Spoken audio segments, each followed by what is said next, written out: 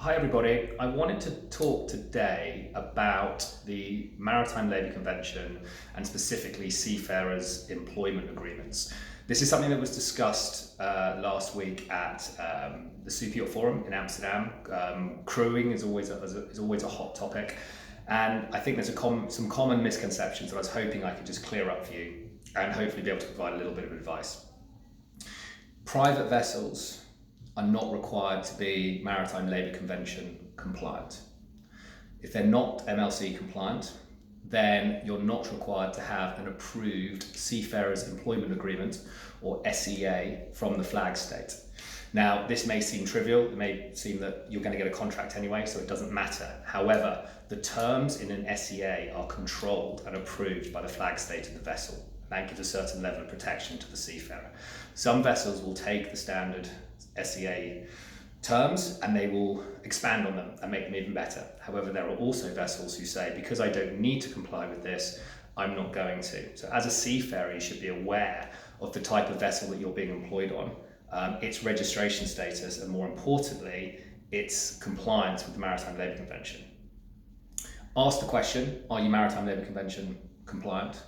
Ask the question about the terms within your Seafarers Employment Agreement. If you have an SEA that is approved by the flag state, then you can see the template that has been stamped by the flag state so that you know it's approved and that you have all the protections there that are required.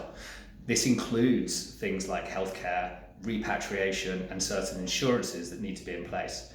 If you're told this doesn't matter, or you have great protection and read the contract and I'm sure you'll be satisfied, anything along those lines, you can get template Seafarers Employment Agreements off of the websites of the various yacht flag states.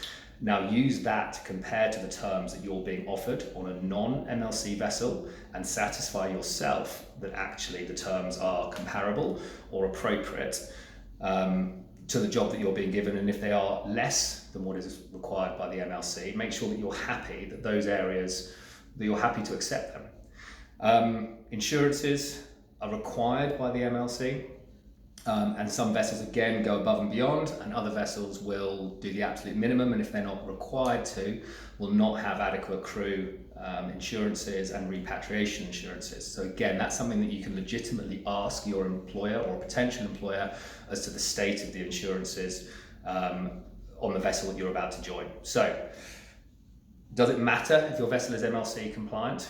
No, it doesn't matter, as long as the terms are appropriate to the industry standards, and don't accept things that are less than standard, and don't put yourself at risk of abandonment, of poor medical, and make sure that you are protecting your rights by asking those questions to potential employers before you sign a non-Seafarers Employment Agreement that has been approved by the relevant flag state.